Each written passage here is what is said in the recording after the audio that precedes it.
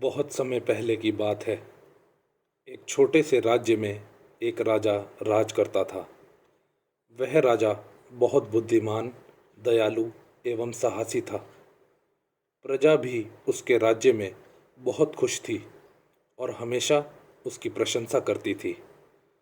उसके आसपास के राज्यों से भी उसकी मित्रता थी और सभी खुशी से रहते थे। राजा के पास किसी भी चीज़ की कमी नहीं थी, सिवाय एक वारिस के। कई हकीमों और वैद्यों को दिखाने के बावजूद रानी को संतान नहीं हुई। धन दौलत के भंडार भरे होने के बावजूद महल के चारों ओर एक सन्नाटा पसरा रहता था। वहाँ हमेशा एक उदासी, एक खामोशी सी छाई रहती थी, मानो जैसे राजा रानी का दुख महल की दीवारों में समा गया हो। राजा को ऐसा लगता जैसे ये महल की दीवारें, ये खाली गलियारे और ये भरे हुए खजानों की खामोशी चीख चीख कर उससे उनका वारिस मांग रही हों। जब लाख जतन करने पर भी उन्हें संतान ना हुई, तब रानी ने राजा को दूसरे विवाह की सहमति दे दी। राजा अपनी रानी से बहुत प्रेम करता था, लेकिन उसके पास हाँ करने के सिवा कोई और चारा न था। उसने कहा, जैसे ही कोई अच्छी कन्या मिलेगी वह उससे विवाह कर लेगा। कई दिन गुजर गए, पर राजा के योग्य कोई कन्या नहीं मिली। राजा अक्सर उदास रहता था। तब अचानक एक दिन राजा का शिकार खेलने जाने का मन हुआ। उसे लगा कि शेर का शिकार करे कई दिन हो गए, आज शेर का शिकार किया जाए, इसी बहाने थोड़ा मन भी बहल जाएगा। उसने अपनी तलवार और धनुष बाण लिए और अकेला ही घोड़े पर बैठ जंगल की ओर चल दिया। जंगल में जाने पर उसे कई तरह के पक्षी, मृग, वानर और अन्य छोटे जीव दिखे, पर उसकी लालसा तो आज शेर का शिकार करने की थी। उसे लगा कि अगर शेर या बाघ को मारना है तो जंगल के भीतरी भाग में जाना होगा। यह सोचकर वह और अंदर की ओर चला। कुछ दूर जाने पर उसने देखा कि एक तपस्वी एक बरगद के पेड़ के नीचे अपनी साधना में लीन बैठे हैं। उसके पास एक पानी की सुराही भी रखी थी। राजा काफ़ी देर से जंगल में घूम रहा था और उसे बहुत प्यास लगी थी, इसलिए जल पाने के लिए उसने घोड़े से उतरकर साधु को प्रणाम किया और उनकी आंखें खुलने पर अपना परिचय देकर जल पीने की याचना की।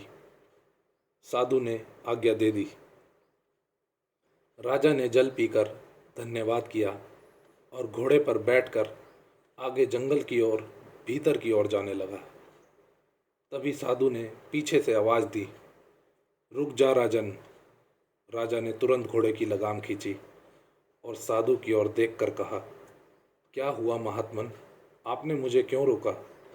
साधु बोला, इधर मत जा राजन, यहाँ बहुत खतरा है, वापस लौट जा, वरना पछताने के लिए जीवित भी नहीं रहोगे।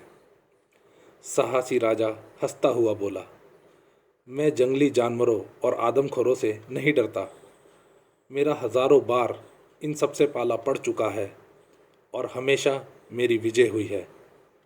साधु बोला, तुम सिर्फ जंगली जानवरों और आदमखोरों को ही खतरा मानते हो, लेकिन मैं जिस खतरे से तुम्हें आगाह कर रहा हूँ वह खतरा इन सब से बढ़कर है। राजा बोला, ऐसा क्या खतरा है यहाँ? साधु ने कहा, पहला खतरा तो ये कि अगर जंगल के ज़्यादा अंदर चले गए तो जंगल बहुत घना है, ठीक से सूर्य की रोशनी भी वहाँ नहीं पहुँच पाती। वहाँ एक बार अगर रास्ता भटक गए तो वापस नहीं आ पाओगे।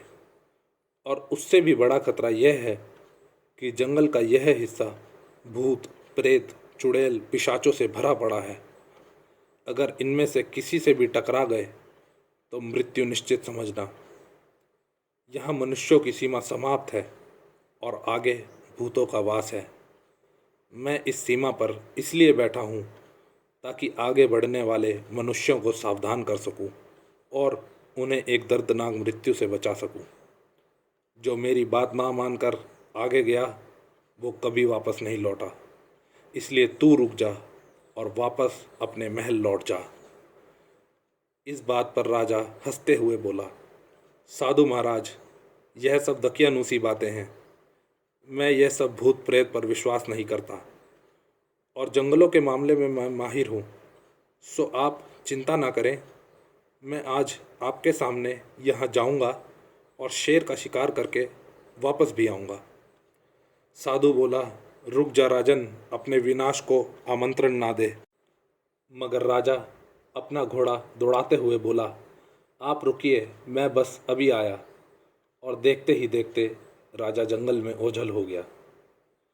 कुछ देर तक चलने पर राजा को महसूस हुआ कि जंगल सच में बहुत ही घना और गहरा है। पर साहसी राजा आगे बढ़ता गया। वह शेर की तलाश में इतना आगे निकल गया कि उसे ना तो रास्ते का ध्यान रहा और ना ही समय का। धीरे धीरे अंधेरा बढ़ने लगा और जो थोड़ी बहुत सूरज की किरणें आ रही थी अब वह भी समाप्त हो गई। चारों तरफ घना अंधेरा और बहुत घना जंगल, मानो जैसे वह एक काली कोठरी या कैद हो जहाँ से खुद कुछ नहीं दिखाई देता हो। अब राजा के मन में भी डर घर करने लगा। उसे लगा कहीं स्वामी महाराज ठीक तो नहीं कह रहे थे और भूत प्रेत ना भी मिले तो किसी बाघ या शेर का शिकार खुद ही ना बन जाऊं। चाहे कोई कितना भी साहसी हो, किसी से भूत प्रेत की बात सुनकर मन में वहम आ ही जाता है। इसलिए राजा ने निश्चय किया कि अब वापस लौट जाने में ही भलाई है। उसने जैसे ही घोड़े को मोड़ा, उसे किसी के रोने की आवाज़ आई। उसने दाएं बाएं देखा पर कुछ नज़र नहीं आ रहा था। तभी उसे महसूस हुआ कि वह किसी स्त्री की आवाज़ थी। उसने उस आवाज़ का पीछा किया तो थोड़ा आगे चलकर उसने देखा कि एक स्त्री एक पेड़ के नीचे बैठकर अपना मुंह नीचे किए ज़ोर ज़ोर से रो रही है। उसे कुछ साफ नहीं दिख रहा था, इसलिए वह उसके पास गया और पूछा, क्या हुआ? आप कौन हैं? आप रो क्यों रही हैं और यहाँ कैसे आई? तब उस स्त्री ने मुंह उठाकर कहा कि मैं अपने पति के साथ यहाँ आई थी। हमारी नई नई शादी हुई थी और मेरे पति मुझे यहाँ शिकार दिखाने लाए थे। हम चलते चलते जंगल के इस हिस्से में आ गए। अंधेरे के कारण कुछ नज़र नहीं आ रहा था और तभी अचानक एक बाघ ने हम पर हमला कर दिया। मुझे बचाने के लिए मेरे पति उस बाघ के आगे आ गए और वो बाघ उन्हें मार कर ले गया और अब मैं यहाँ अकेली अपनी मौत का इंतज़ार कर रही हूँ। यह कहकर वह रोने लगी। राजा बोला, ओह, बहुत दुख की बात है, परंतु आप धीरज रखिए, मैं आपको यहाँ से निकाल दूँगा। आप मेरे साथ घोड़े पर चलो, मैं यहाँ का राजा हूँ। आप निश्चिंत रहिए, मैं आपको सही सलामत बाहर ले जाऊँगा। इस बात पर उस स्त्री ने हाँ कर दी और घोड़े पर आगे बैठ गई। अंधेरे के कारण राजा को उसका चेहरा अभी तक ठीक से नहीं दिखा था, परंतु राजा उसकी सहायता करना चाहता था, इसलिए उसने ज़्यादा गौर नहीं किया। राजा ने मन ही मन प्रार्थना की, हे भगवान, हम दोनों को सही सलामत यहाँ से निकाल दे। अगर मैंने कोई पुण्य किए हों तो मुझे उसका फल दे दो। यह सोचकर वह निरंतर आगे बढ़ता रहा और देखते देखते जंगल हल्का होता चला गया। वह साधु के स्थान तक पहुंच गया, किंतु साधु महाराज तो जा चुके थे। उसे लगा कि शायद वह कहीं अपनी कुटिया में आराम करने चले गए होंगे, क्योंकि रात भी काफ़ी हो चुकी थी। अब उसने घोड़ा सरपट दौड़ाया और थोड़ी ही देर में अपने राज्य की सीमा में प्रवेश कर गया। अब चांद की रोशनी में कुछ कुछ दिखाई देने लगा था। उसने उत्सुकतावश उस स्त्री का चेहरा देखा और देखकर दंग रह गया। वह स्त्री बला की खूबसूरत थी। राजा ने आज तक इतनी सुंदर स्त्री नहीं देखी थी। उसके चेहरे में एक अलग सा तेज, एक सौंदर्य था। राजा उसे देखते ही उस पर मोहित हो गया। उसने सोचा कि आज तक मैंने कितनी ही राजकुमारियां देखी हैं, पर कोई भी इतनी सुंदर नहीं थी। यह सोच विचार करते करते उसका महल आ गया। राजा ने स्त्री को उतारा और कहा कि अब रात बहुत हो चुकी है, आप आज रात मेरे महल में ही रुक जाइए। मैं सुबह आपको आपके घर पहुंचवा दूंगा। जिस पर स्त्री ने उसकी बात मान ली। राजा ने नौकरों को बोलकर उसे भोजन आदि करवाया और फिर सोने के लिए एक कक्ष में भेज दिया। राजा भी अपने बिस्तर पर सोने चला गया, पर उसे नींद कहाँ आ रही थी। वह तो उस सुंदर स्त्री के रूप में खो चुका था। जैसे तैसे रात कटी और सुबह हो गई। राजा को लगा कि अब उस स्त्री को विदा करना होगा। वह ऐसा करना तो नहीं चाहता था, पर उसे अपने वादे के मुताबिक ऐसा करना था। वह भारी मन से उस स्त्री के पास गया। उसे देखते ही राजा स्तब्ध रह गया, क्योंकि अब रात का अंधेरा नहीं था, सुबह का उजाला था और वह रात से भी ज़्यादा सुंदर लग रही थी। राजा ने भारी मन से उससे कहा कि आपको आपके घर छुड़वा देता हूँ।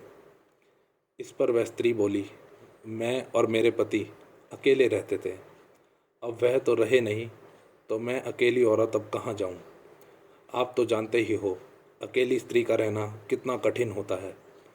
इसलिए मेरी आपसे प्रार्थना है कि आप मुझे अपना लीजिए और मुझसे शादी कर लीजिए। यह कहकर वह राजा के पैरों पर गिर गई। राजा तो मन ही मन बहुत प्रसन्न हो गया। उसने उसे उठाया और गले से लगा लिया। जब रानी को इस बारे में पता चला, पहली रानी ने राजा को रोकने की बहुत कोशिश की और कहा कि यह आपको जंगल में मिली है, इसके आगे पीछे की कोई जानकारी नहीं है, ऐसे इससे विवाह करना ठीक नहीं। परंतु राजा को लगा कि रानी उसकी सुंदरता से जल रही है, इसलिए ऐसा बोल रही है। इसको डर है कहीं मैं नई रानी की वजह से इसे भूल ना जाऊं। और उसने एक ना सुनी और अगले ही दिन बड़े धूमधाम से उससे विवाह कर लिया। राजा नई रानी को पाकर बहुत खुश था। उसे लग रहा था जैसे उसकी कई वर्षों की मुराद पूरी हो गई हो। वह इस बात से भी आश्वस्त हो गया कि अब हमें हमारा वारिस मिल जाएगा। सब कुछ ठीक था, लेकिन विवाह के दूसरे ही दिन एक अजीब घटना घटी। राजा के अस्तबल में से एक घोड़ा चोरी हो गया। राजा को बहुत गुस्सा आया कि हमारी नाक के नीचे से कोई हमारा घोड़ा कैसे चुरा ले गया। दरअसल बात यह थी कि राजा को घुड़सवारी और घोड़े पालने का बहुत शौक था। उसके पास दर्जनों घोड़े थे और वह उनकी बहुत देखरेख करवाता था। उन सब घोड़ों में राजा के दो पसंदीदा घोड़े थे, बादल और तूफान। बादल पूरा सफ़ेद रंग का सबसे सुंदर घोड़ा था, वहीं तूफान पूरा काला मगर सबसे तेज दौड़ने वाला घोड़ा था। उस रात भी राजा को जंगल से तूफान ही वापस लाया था। राजा अपने घोड़ों के प्रति कोई लापरवाही नहीं मंजूर करता था, इसलिए उसने अस्तबल के पहरेदार को बुलवाया और पूछा कि यह सब कैसे हुआ। इस पर पहरेदार हाथ जोड़कर क्षमा मांगने लगा और उसने स्वीकार किया कि रात 12 बजे के बाद उसकी अचानक आंख लग गई थी। यह शायद तभी हुआ होगा।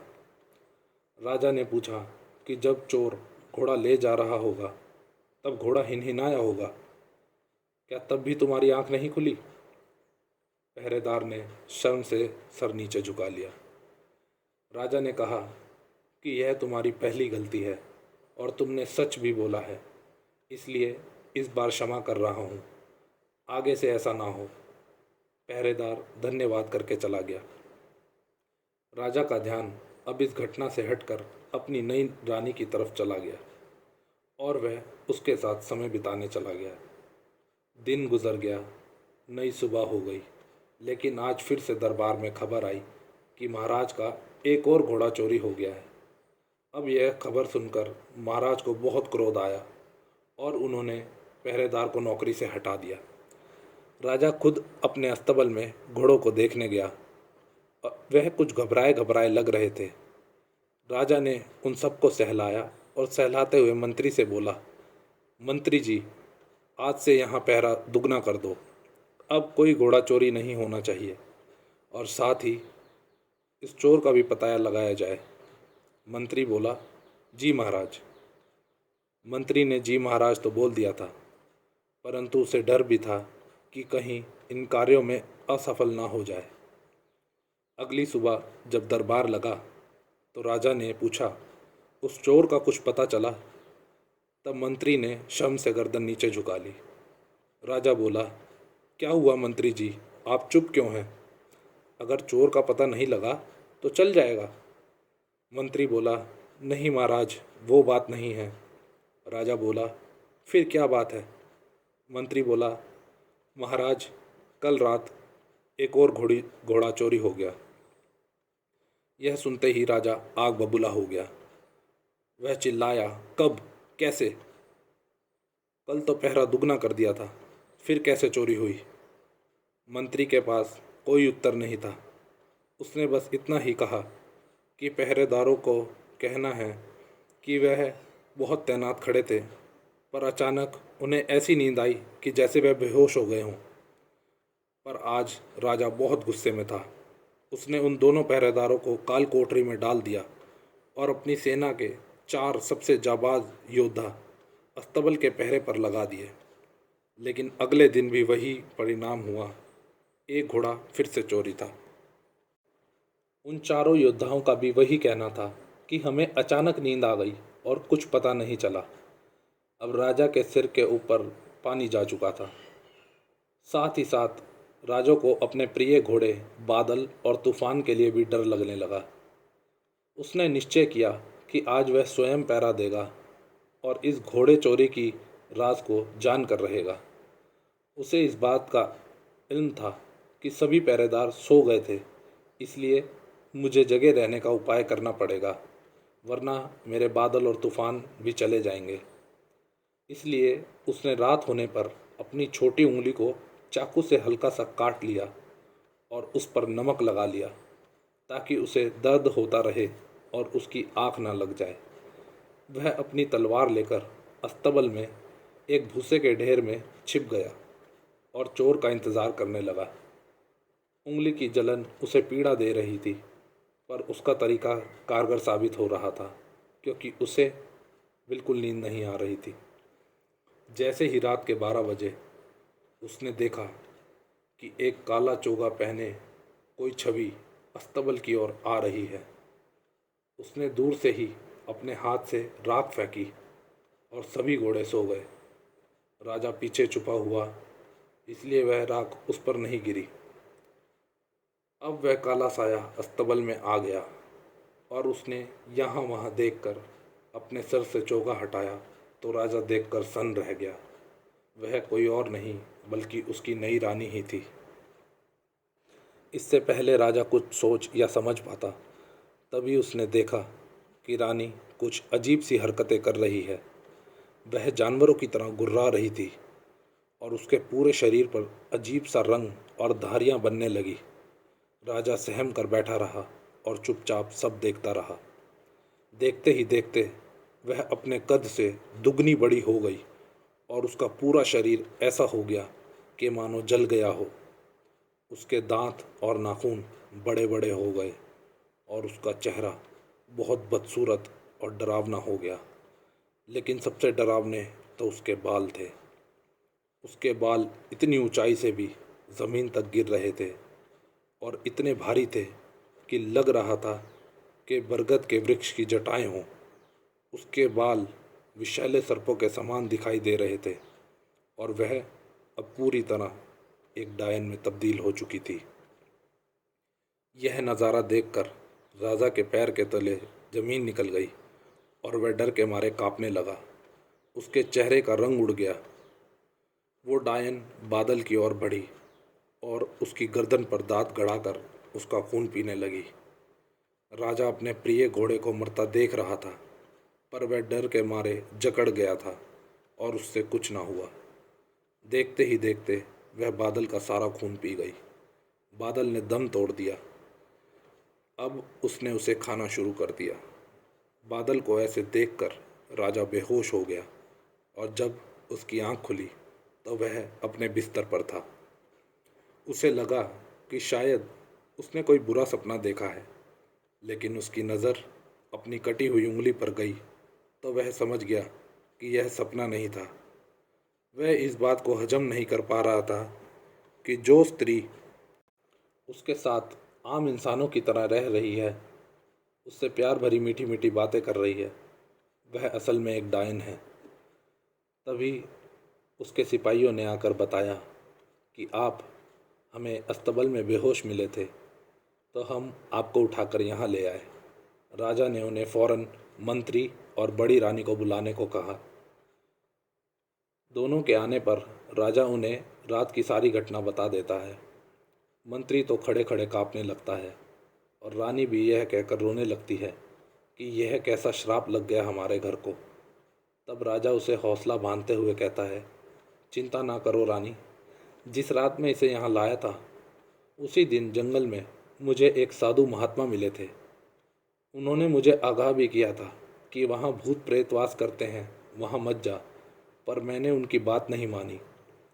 वह इनके बारे में काफ़ी कुछ जानते थे, अतः हमें उनकी शरण में चलना चाहिए। अब वही इस समस्या का समाधान बताएंगे। दिन चढ़ते ही तीनों उन साधु महात्मा के स्थान पर पहुंच गए और उन्होंने देखा कि वह ध्यान लगाकर बैठे हैं। उन्होंने इन्हें देखकर प्रणाम करा। साधु आंखें खोलकर देखते हैं तो उनके मुंह से एक ही शब्द निकलता है, आश्चर्य। राजा बोलता है, क्या हुआ महात्मन? तब साधु महाराज बोलते हैं, तुम अभी भी जीवित हो, मैं इस बात से आश्चर्य में हूँ। जहाँ तुम गए थे वहाँ से आज तक कोई लौट कर वापस नहीं आया। तुम पहले व्यक्ति हो जो वापस आए हो। राजा बोलता है, पर महात्मन, मैं उससे भी बड़ी मुसीबत में फंस गया हूँ और साथ ही अपने परिवार को भी इस मुसीबत में फंसा दिया है। साधु के पूछने पर राजा सारी बात बता देता है। साधु महात्मा बोलते हैं कि अभी भी देर नहीं हुई है, अभी तो वो केवल जानवर खा रही है। जब वो ख़त्म हो गए तो वो इंसानों का शिकार करेगी और ये तो केवल उसकी खुराक है, उसका असली मकसद तो कुछ और ही है। सभी हैरानी है से साधु को देखते हैं। साधु पूछते हैं कि राजन, क्या तुझे संतान चाहिए थी? राजा हाँ में जवाब देता है। साधु बोलते हैं, तभी राजा पूछता है, क्या बात है महात्मन? तब साधु महाराज बताते हैं कि वह एक डायन है और ऐसी चीज़ें हमारे मन की इच्छाएं भाप जाती हैं। उसे भी तुमसे औलाद चाहिए क्योंकि उसकी आयु पूरी होने वाली है। डायन की आयु 500 साल होती है और अगर वह अपने बच्चे की बलि दे दे तो उसकी आयु 500 साल और बढ़ जाती है। तभी उसने तुझसे शादी की है और तभी तू जंगल से सही सलामत वापस आ पाया, क्योंकि उसे अपना मकसद पूरा करना था। राजा पूछता है कि फिर उसे कैसे मारा जाए। इस पर साधु महाराज हंसते हैं और कहते हैं कि डायन को मारा नहीं जा सकता, उसे सिर्फ रोका जा सकता है। डायन की शक्ति उसके बालों में होती है। अगर उसके बालों का कुछ हिस्सा काट कर जला दिया जाए तो डायन मर जाएगी, पर जो भी उन बालों को जलाएगा वह उसे श्रापित कर देगी और उसकी औलाद बनकर जन्म ले लेगी। इस तरह वह दोबारा जीवित हो जाएगी। राजा हाथ जोड़कर इस समस्या का समाधान करने की कहता है। तब साधु उन्हें कमंडल देकर कहते हैं, इसमें अभिमंत्रित जल है। इस जल की वजह से ये बुरी शक्तियाँ मेरे पास नहीं आती। अब ध्यान से सुनो तुम्हें क्या करना है। जब वो सो रही हो उसके बालों की एक लट काट लेना और उसे कलावे में बांध लेना। फिर जब वह असली रूप में आ जाए तो यह जल उस पर छिड़क देना और उसके कटे बाल आग के पास लाकर उसे धमकाना और उसे शैतान की कसम खिलवाकर अपनी सीमा में चले जाने को कहना। भगवान सब ठीक करेंगे, पर ध्यान रहे बाल सच में मत जला देना। हम ऐसा ही करेंगे, कहकर वह जल लेकर वापस महल आ गए। नई रानी अपने कक्ष में सो रही थी। तभी राजा ने चुपचाप जाकर उसके बालों की एक लट काट ली और कलावे में बांध कर रख ली। अब बस रात होने का इंतज़ार था। राजा जल्द से जल्द इस मुसीबत से छुटकारा पाना चाहता था। उससे दिन काटे नहीं कट रहा था, पर समय का पहिया तो चलता ही रहता है और देखते देखते शाम हो गई। अब सबके मन में एक खलबली सी हो रही थी और साथ ही साथ डर भी लग रहा था।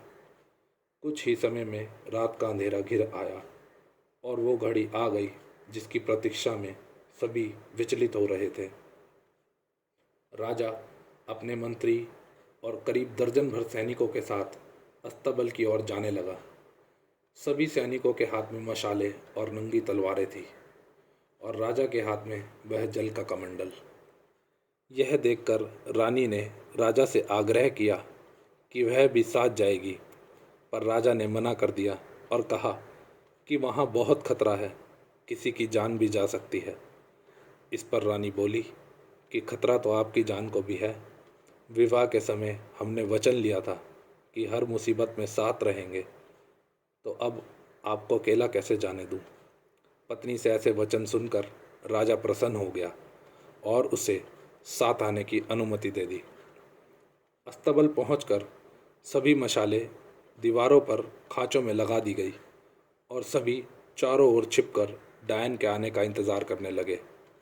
जैसे ही 12 का गज़र बजा, उन्हें एक काला साया आता दिखा। वह घोड़ों के पास गया और अपना चोगा उतारा तो वह वही नई रानी थी। मंत्री बोला, महाराज चलिए पकड़ते हैं। राजा ने उसे शांत कर दिया और कहा, पहले इसे असली रूप में आने दो, फिर। अब उसके डायन बनने का खौफनाक मंजर सबके सामने था। वह नज़ारा देखकर कई सैनिक तो बेहोश हो गए। जैसे ही उसने अपना पूरा रूप बदला, तभी राजा ने इशारा किया और सभी ने भागकर मशालें ले ली और उस डायन को चारों ओर से घेर लिया। राजा उसे देखकर बोला, तेरा भांडा फूट चुका है डायन, और अब तेरा यहाँ से जाने का समय आ गया है। इतने लोगों को देखकर वह बौखला उठी और उसने आगे खड़े 2 सैनिकों को इतनी जोर से हाथ मारा कि वह उड़कर दूर जा गिरे और वहीं ढेर हो गए। यह देखकर बाकी के सैनिक भाग खड़े हुए। राजा समझ गया कि अब जो करना है उसी को करना है। उसने तुरंत ही कमंडल से जल लिया और उस डायन पर छिड़क दिया। जल के छींटे पड़ते ही वह डायन ऐसे चिल्लाई जैसे मानो कोई भूचाल आ गया हो। वह चीख इतनी तेज थी कि कई कोस दूर तक उसकी आवाज़ गई होगी। डायन ऐसे छटपटा रही थी जैसे मानो किसी ने उसके शरीर में आग लगा दी हो। वह अब और भी विकराल और क्रोधित लग रही थी। वो तेजी से राजा की ओर बढ़ी और जिस हाथ में कमंडल था उस हाथ पे बहुत ज़ोर से वार किया, जिससे कमंडल नीचे गिर गया और जल धरती पर गिर गया। साथ ही राजा भी गिर पड़ा। डायन राजा को मारने उसकी ओर लपकी, तभी मंत्री बीच में आ गया और उसने तलवार से डायन पर वार किया।